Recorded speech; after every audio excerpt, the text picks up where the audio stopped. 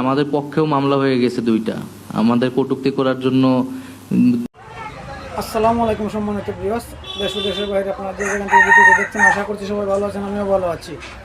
আসলে আপনারা দেখুন উপদেষ্টা নাহিদ ভাই কি বলে, ওনাদেরকে না কি মামলাতে ফাঁসানো হয়েছে, আপনারা ভিডিওটি দেখে আসুন, তারপরে বিস্তারিত কথা বলতেছি। এই আইনে আমাদের পক্ষেও মামলা হয়ে গেছে দুইটা, আমাদের কটূক্তি করার জন্য দুইটা মামলা হয়েছে শুনছি, এবং কারা করেছে, কোন উদ্দেশ্যে করেছে।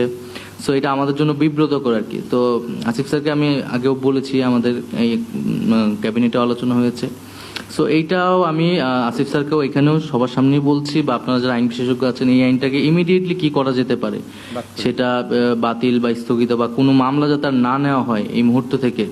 আমাদের এই সিদ্ধান্তটা আসলে মানে খুবই দ্রুত নিতে হবে, নাহলে এটা যদি স্বাধীন বাংলাদেশে এই আইনে আরেকটি মামলা হয়, এটা আমাদের সকলের জন্যই আসলে বিব্রতকর হবে। এই আইনটাকে তৈরি করা হয়েছিল, ফলে এটা একটা রাজনৈতিক হাতিয়ার হিসেবে ব্যবহৃত হয়েছে। ফলে এই আইনের এই পিছনের এই মনস্তত্ত্বটা আমাদের কাছে তো এখন স্পষ্ট। ফলে আইনটাকে আসলে আমরা যতভাবেই সংশোধন করি না কেন, এই মনস্তত্ত্বটার কারণে কিন্তু মানুষের কাছে ওই অনাস্থাটা আসলে থেকে যাবে। এটা একটা বড় প্রবলেম। আমি কোনোভাবেই আসলে এই আইনটা সম্পূর্ণ সংশোধন করেও এই নামটাও যদি রেখে দিই, তাহলেও মানুষ এই আইনটাকে বিশ্বাস করবে না আসলে।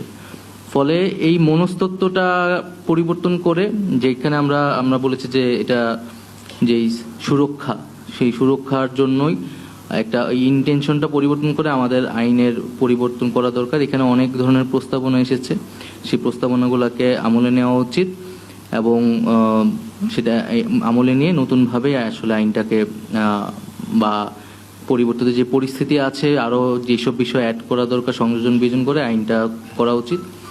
আরেকটি বিষয় হচ্ছে আইনটা, একজন আলোচক বললেন আইন এটা আবার তাড়াহুড়া করে আমরা আবার অন্য কিছু যাতে করে না ফেলি।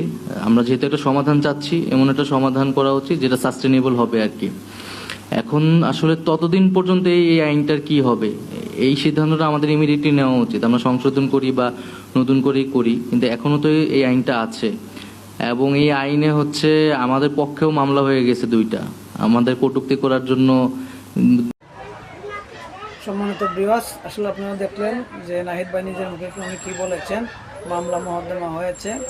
আসলে কি বলবো, বলার ভাষা নাই।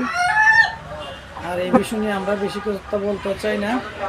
আপনারা স্ক্রিনে দেখছেন, ভিডিওটি ভালো লাগলে অবশ্যই শেয়ার দেবেন, লাইক করবেন, কমেন্ট করবেন, আমাদের মতামত কমেন্টে জানিয়ে দিবেন। ধন্যবাদ, ভালো থাকবেন, সুস্থ থাকবেন। আসসালামু আলাইকুম।